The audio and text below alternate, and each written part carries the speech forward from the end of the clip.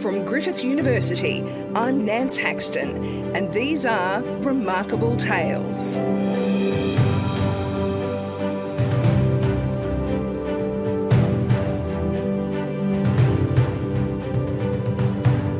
Ant Aggs has known from a young age that all he wanted was a career on the front line of creating music.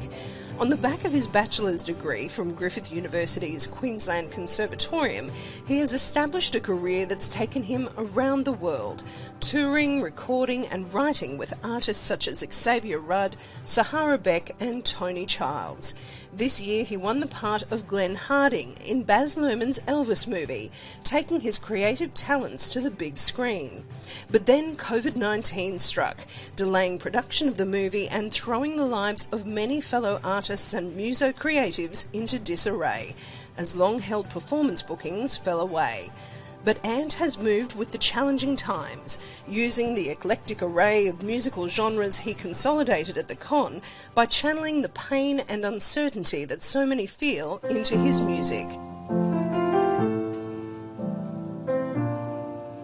In this episode of Remarkable Tales, captured in Ant's home studio, he gives us some insights into the mysterious creative process of songwriting and how his masterclasses and research are trying to capture the special magic of why some musical collaborations work and others flounder.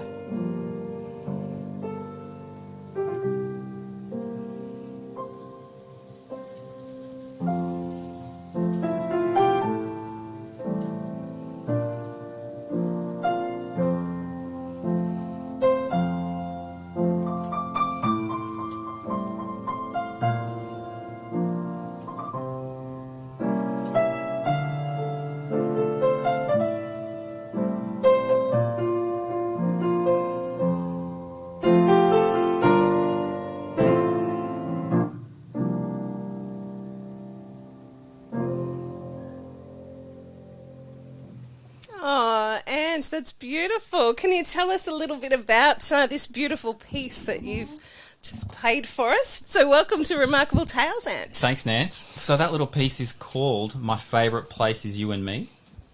You know, that lyric is from a Kate Miller-Heidke song.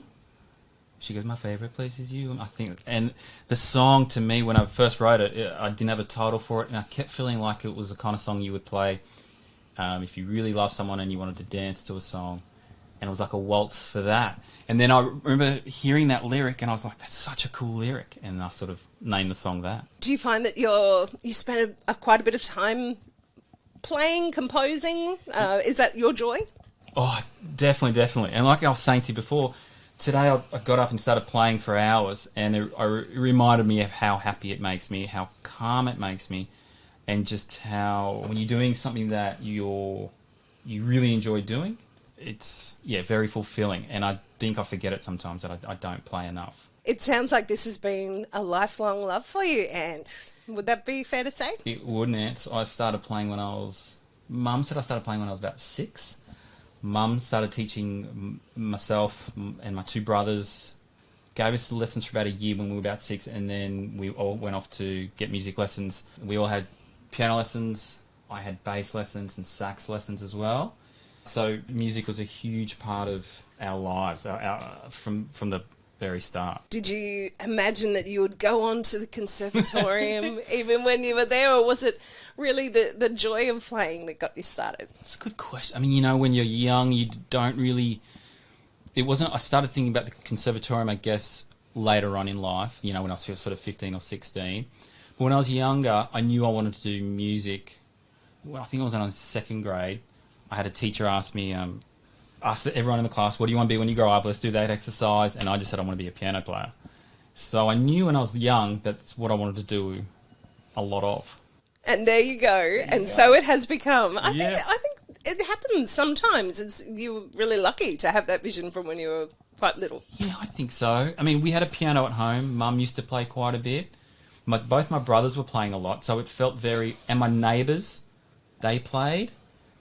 And my neighbours on the other side played as well. So for us, it was very... And I also had friends from school who were around the block, and it was almost like it was so natural for people to be playing music. Yeah, it seems like a strange thing. But yeah, it felt very natural to be doing it. I remember interviewing James Morrison a while ago, and one thing that he said always struck me. He said, I don't practice much. I just play a lot. Yeah, right. Is it a bit like that for you? I guess. I mean, he's so uniquely talented. And Herbie Hancock, I've heard him say the same thing. He said, I got to a point where I sort of stopped practicing. I didn't want to play unless there were people there that I could play for. And I really like that. And so that kind of thing is, I think I practice less these days for that reason as well. And you want to, if you're playing, you want to hopefully have people there that you can share it with. And it's reconnecting, I suppose, with the fun. Practice just sounds so onerous. Exactly. Yep.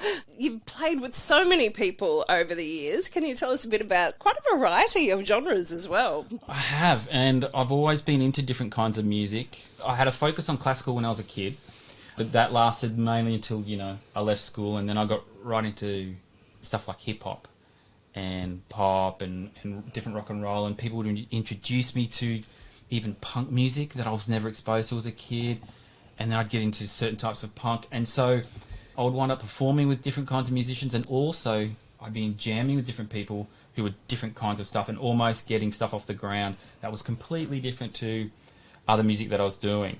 My first band was a really eclectic group called Aphrodisiac, and we started out as a fusion group that would play 20-minute songs, and we'd play really long solos, and it was all about communicating with each other and really listening to what was going on and truly creating. And as the lifespan of Afro went, we delved into other styles. We started to become a hip-hop group, and our challenge was always how can we, even in ourselves, how can we define what we're doing?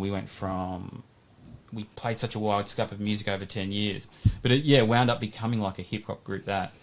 And I toured with different people like Xavier Rudd, playing folk and reggae stuff. I did a small tour with Toni Childs. That would have been fun. It was great. She was really, at that time, she was really into her new stuff, which was really good. I was a big fan of her hits that she had.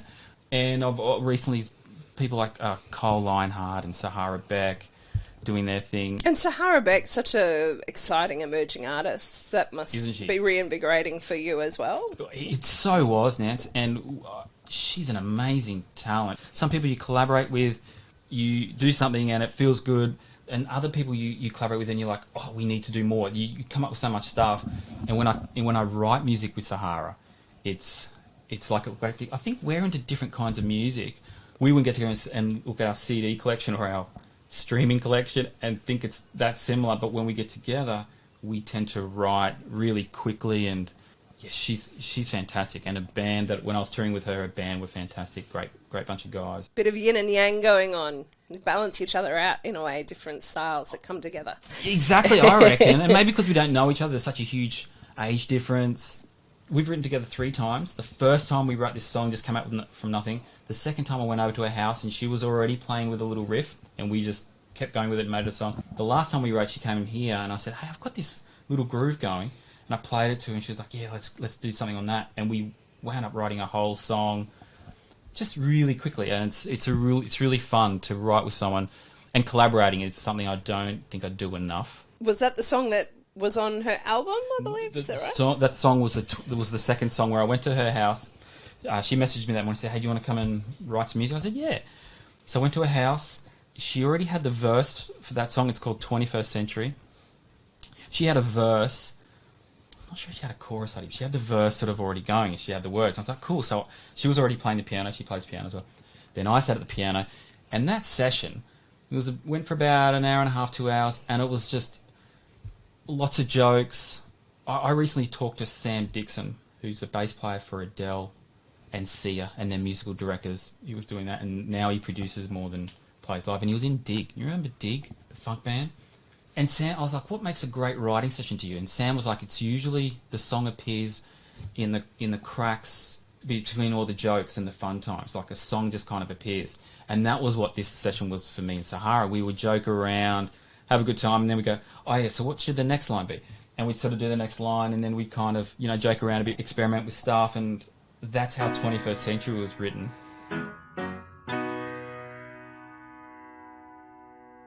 I didn't do all that I could. I could have saved the ground on which we stood. No point in saying sorry now. We killed the earth and we know how. Separate people by their skin. Take out the lovers that don't fit in. Silence the only ones who know.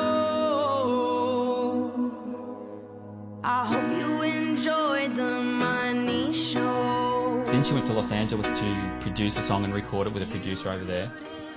And she texted me on Messenger. So this is like 3 months after we'd initially written 3/4 of the song. She messages me and says, hey, I need the bridge, or I need the last verse or something. And I don't write a lot of lyrics. Oh, wow. So even writing remotely. Yeah, totally. Which I haven't done a lot of. And so this was last year, I think, late last year. I get this message in the morning, and so it would have been, like 3 or 4 in the afternoon in LA. And now we're actually in the studio, putting down. She's like, I'll send you what we've put down so far. And she said, I need some more lyrics. And so I sat at the piano, and we just started bouncing stuff off each other. And so when we're writing, we find she writes most of the lyrics. I'm more of a sounding board. I might come up with a line. I'm like, oh, what about this? 21st century. And she's like, yeah, cool. Let's make it sound like this. So I'm more just like, as far as the lyrics go, just like adding stuff. So she wasn't really asking me to write the lyrics. She was more come up with some stuff, and she would take it from there. That creative process, it must be a fascinating thing to be part of, and I suppose to even nurture within yourself, to be open to different ways of collaborating or writing music. That's a really good point, Nance, because I think some sessions I've done, I'd walk away going, did I bring the best that I could to that session? Sahara, I think that the way it works is it's so natural. We don't even have to, there's something about that chemistry between us as writers. We don't have to think about anything, we just do it. I think, other times you need to remind yourself to be open to stuff and try different things. Such a special girl. 21st century going down. Sorry I couldn't hang around. 21st century going down. Sorry I couldn't hang around. Which kind of brings us to this year, I think, and this crazy year that it has been for so many people. Yep. You had a very interesting story, I think, about the beginning of our COVID times that I was hoping you could maybe tell us, because it had quite a vivid start for you, didn't it? It did. The week leading up, before COVID, before it really sort of became a thing, the week leading up, and you were hearing stories from the news and reading stuff, and we're all starting to chat to each other about it.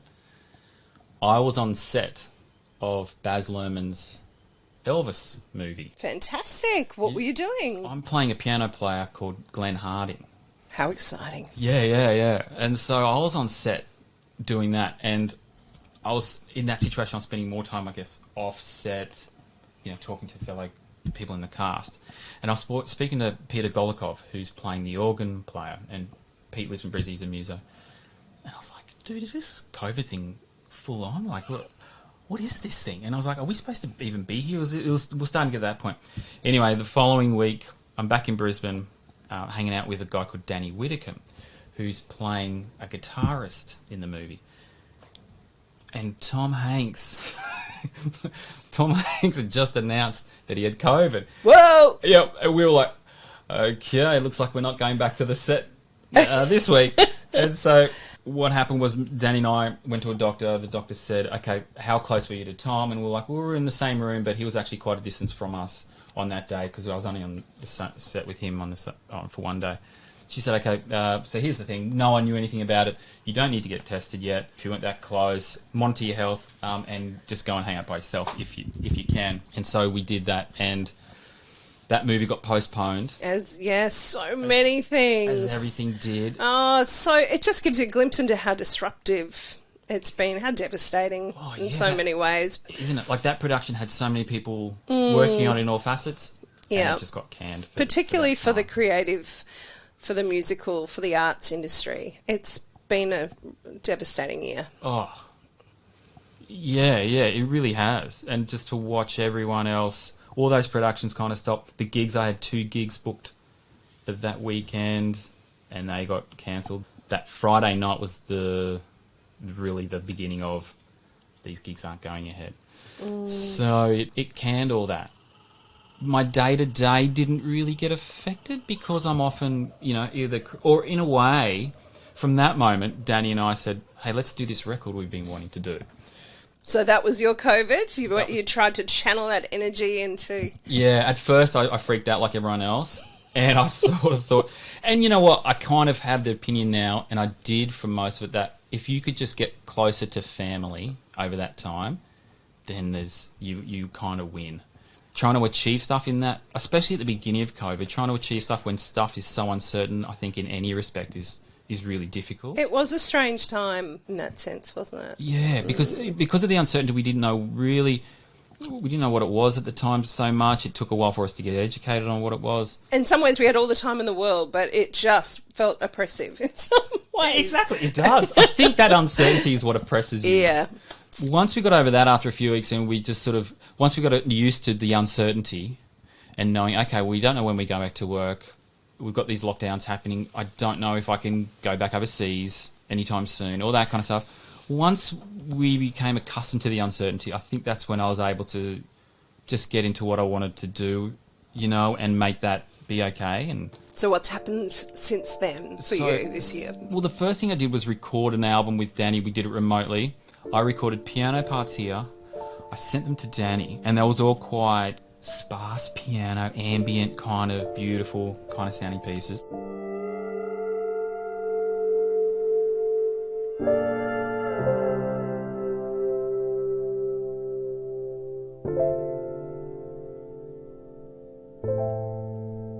So rather than Zooming people, you lucky thing you were creating beautiful music. This is great.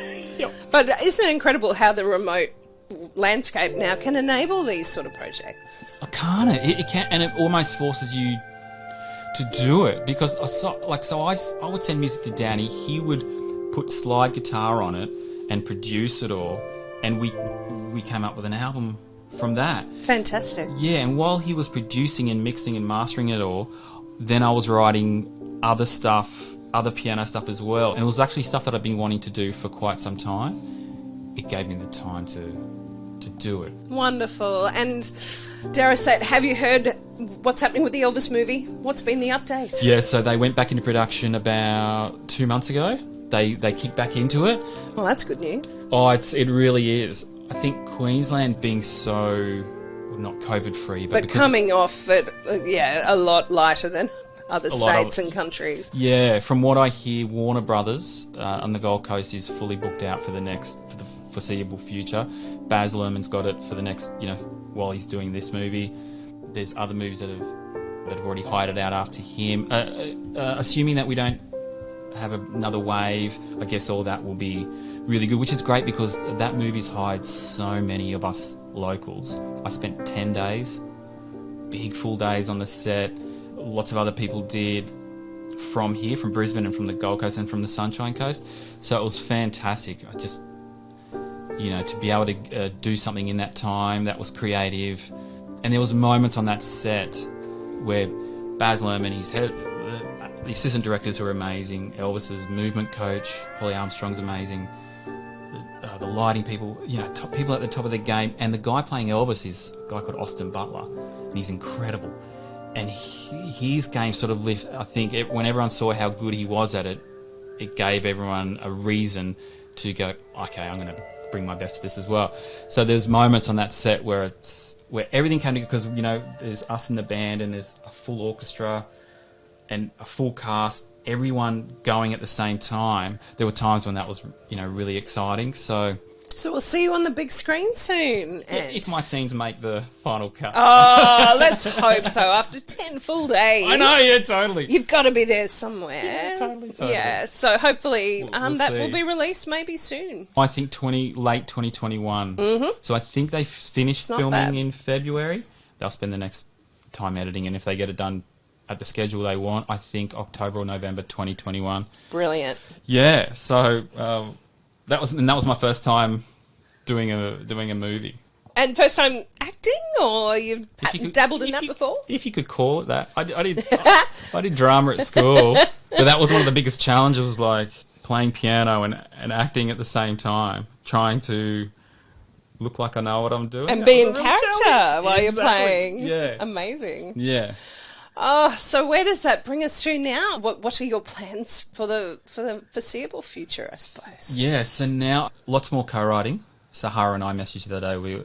She's got some Tivoli shows come up, so we'll co-write once she's done those shows, and she's got more time for doing that. Oh, great.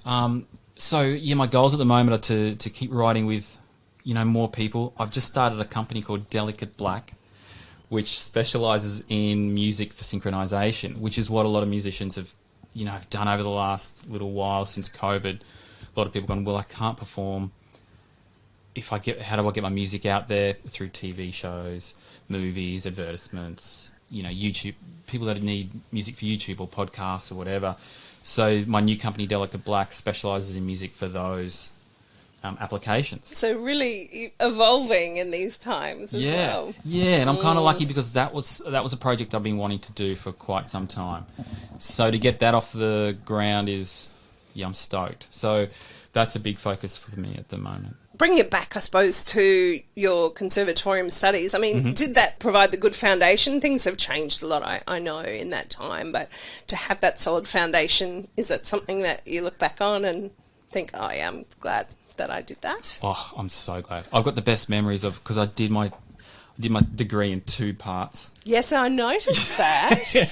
And I thought, this is definitely something to draw out on, because it doesn't have to be a completely linear process, does it? Exactly. And for me, I think if you can do it in a linear process, but for me, I took a gap year after high school, then I enrolled the year after, so I think I was 19 when I enrolled. Oh, God, I had fun. I mean, it was... the teachers were amazing. The students I went through were great. I've just got great memories of playing so much music there, being surrounded by so much music there. And then during at nights, I was in bands like Aphrodisiac started then, and I was in other bands. And so I was playing most nights of the week. Brisbane was so vibrant then in a live sense. So this is late 90s, early 2000s when live music was starting to become less and less around town, but we were still doing lots of live stuff then. And the conservatorium I was doing jazz piano, but I still took classes in the classical course. I had a lady called Huguette Brazine teaching oral skills, so we would have to sing a Bach melody each week, that kind of stuff. And so I was in a room with sort of 7 opera singers and me. So that was a really challenging. It was very challenging because they were also good at it and I wasn't great at it. But good for a musician to be surrounded by music in that sense, and just absolutely immersed in it. Totally, and that's what was so good. That was what was so good about it. And I dropped out after 2 years. A 3-year course. I dropped out after 2 years. And you started playing a bit. I was playing. The reason I chose that at the time, I think, was because I was playing so many gigs, and I just felt like I'm kind of sick of studying. Even though I'm having a great time, I'll come back to that. Or I wasn't sure what I'd do, and then I came back to it in my mid-30s. And so when I went back, I had a great time again for a different reason. I didn't really socialise this time. I was mid-30s. Most people were in their 20s, early 20s. But I used to see those people in their early 20s all hanging out with each other. I was thinking, oh, God, I remember that. That was the best days. But I knew what I wanted more. I sought out 4 or 5 different piano teachers over different terms to teach me. Like I had Jamie Clark, who's a great guitarist, teach me like even piano. Like we just would go through concepts. Then I had Steve Newcomb, who runs the course there, teach me. He was in Manhattan at the time doing his PhD. He gave me lessons over Skype for a term. I had different teachers, which was great. I sort of had a better idea of what I was doing, what I learned, I think. So I focused more, and I just remember having the opportunity to learn so much stuff at that time was really refreshing as a person, I think. And I fully endorse people, going back to study it at any time. And not to feel like if you've dropped out, that's the end.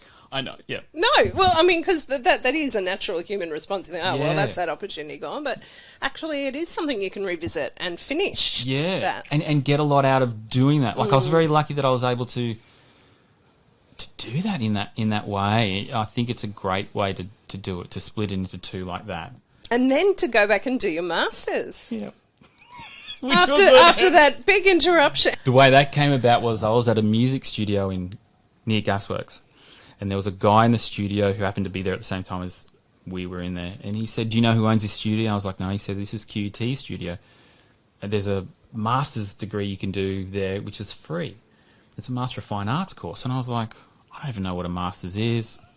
Anyway, one thing led to another, and I found myself enrolling for that course, and and then a couple of months later, I was asked to join Xavier Rudd's band.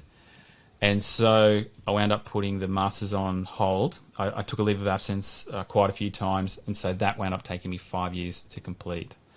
And so I handed my thesis in a couple of months ago.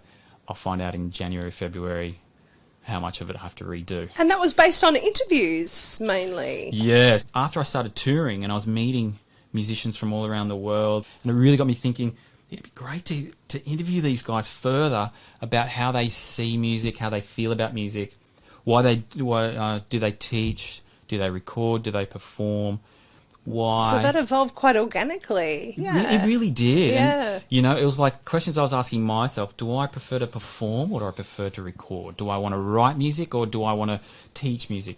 Because Leonard Bernstein gave a speech when he was about 70, and he said, I got to a point where I was like, I've only got time now in the rest of my life to do one thing, and I decided to be education, because he was a great composer, a great piano player, and a great conductor.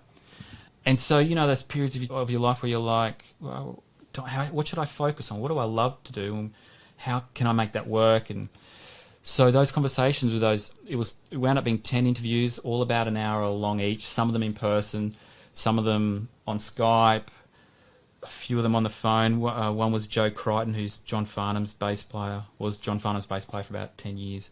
Sally Anna Campbell, who was Bernard Fanning's violinist on his last couple of tours. And great to hear from these people that are so crucial to an artist. I mean, I'm sure John Farnham would say it's not just me up there, but they're so crucial to that overall sound, but really you don't hear from them very often, so that's exciting. Yeah, exactly. It was great to hear how they felt about music and how enthusiastic they were. And also, every one of them was so enthusiastic to share what they knew and share how they felt about stuff, because I said part of the point of this is I want a young musician to read this and get something from it. And everyone was great. And it was, what was interesting, Nance, was this conversation I'm having with you now is inspiring for me. And I noticed, some people say, if you need some inspiration, go for a walk or something like that, if you get stuck. I found after these conversations with these people, I'd feel so enthusiastic and energized and pumped just from having a conversation with someone. And it's almost like therapy, talking through stuff and hearing how other people felt, because you don't feel so alone anymore, and you're hearing people talk about what they're passionate about. So I really enjoyed those interviews. Like hearing Sam say, look, the best writing sessions I've had. And one of the great things Sam said was, sometimes I'm paired with other... my record company, he said, I set up most of my writing sessions myself, but sometimes my record company will say, this person's available for a writing session. They'll be in London. Do you want to meet up and have a writing session? You'd be like, okay, cool. Because he's written with Christina Aguilera and Sia and Adele and all these people. He said, sometimes you look at the credentials on paper and you're like, oh, this is going to work great. Either we're similar or just, I think it's going to be great. And you'll get to the session and nothing really happens. It's kind of like what I was saying about me and Sahara. When we get together, sparks just fly musically. It's fantastic.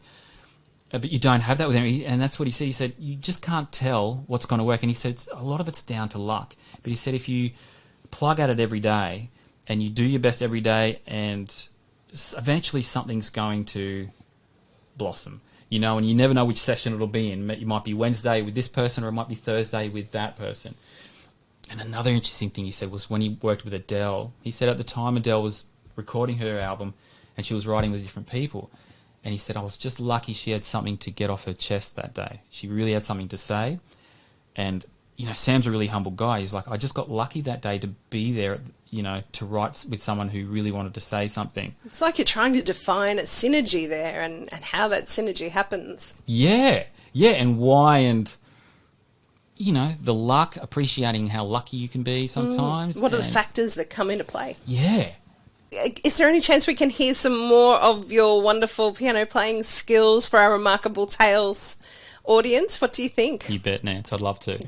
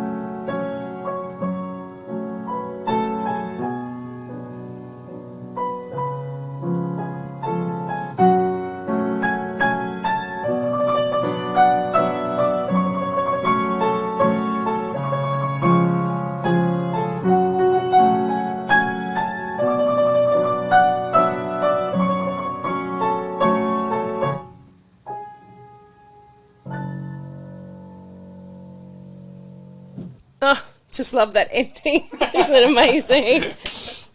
And I love the music hanging in the air as well at the end of beautiful pieces like that. It's gorgeous. That's from the EP Black Days. And Black Days, I named it Black Days just because, for two reasons. One, because COVID's been such a difficult period for us. And also, the explosion had just happened in Beirut. And one of the songs on that EP is called Beirut. And I thought it was so sad. I saw one of those visuals of it from an apartment block. And you see it, and I thought that's so terrifying and terrible what happened. And so I called the EP Black Days. So where can people find your work? We'd better make sure that we get that out there for people who want to find out. Hear a bit more of Ant, because you're certainly eclectic. I mean, you toured internationally with Xavier Rudd and recorded 2 albums. Yeah. So Storm Boy and Live in the Netherlands are the records that I made with Xav. The Live in the Netherlands was an album we recorded live. It was in Utrecht, is possibly how an Aussie might pronounce it. It's about an hour south of Amsterdam. And that was at the end of a big European tour that we did. It was a lot of fun. So that had Bobby Alou's on drums for that one. He was at Griffith. Bobby Alou. There you go. Yeah. I'm on those 2 records with Xav. I'm on a bunch of Aphrodisiac records. And you released a solo EP this year. I did indeed. It's called Where Black Days. can we find that? Black Days is on all streaming stuff, Apple Music and Tidal, Amazon, Spotify. You can go to my website to click a link to listen to it. As I said before Black Days I recorded an album called Face with Danny Whitcomb, and that's an ambient piano and slide guitar record. Really ambient, great to put on Sunday afternoon. And is that on streaming on services streaming as well? Yeah, everything's out there for that, yeah. The songs that I chose were from the group of songs that I'd been writing and recording over COVID. And I actually had to learn the songs to be able to play them, because I kind of I recorded them as I wrote them in a way. So, yeah, that's from Black Days. Oh, I think you've captured that somber mood that many of us felt through COVID beautifully there with that track. Yeah, it's been a tough time. It's lucky that things are on the up. We're emerging now, and more work coming your way. And thank you so much for joining us on Remarkable Tales today. My pleasure, Nance. That was Griffith University Queensland Conservatorium graduate Ant Aggs speaking to me in his home studio in Brisbane for this episode of Remarkable Tales. Remarkable Tales is a podcast production of Griffith University. It's produced by Nance Haxton. That's it for this episode of Remarkable Tales. I'm Nance Haxton. See you next time.